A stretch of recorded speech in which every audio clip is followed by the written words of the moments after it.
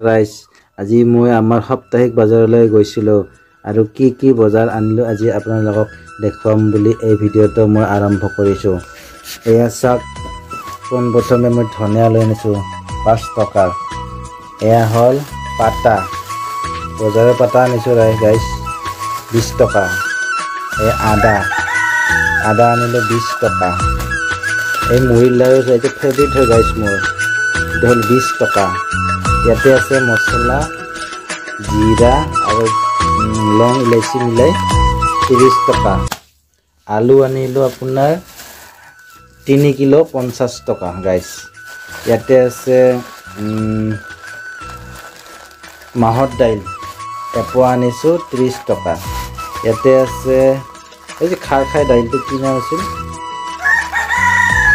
এইটো কিবা দাইল আপোনালোকে কালাৰ দালি, কালাৰ দালি বুলি কয় আমাৰ ইয়াতে গাইছ। এইটো আনিছোঁ এপোৱা 30 টকা। এইটো মিক্স দালি গাইছ, মচুৰ দাইল আৰু সৰু বগা দাইলটোৰ নামটো নাজানো গাইছ। 1 কিলো আপোনাৰ এই আনিছোঁ 1 কিলো পিঁয়াজ আৰু নহৰু আনিছোঁ এপোৱা আৰু ভেন্দি আনিছোঁ আধা কিলো।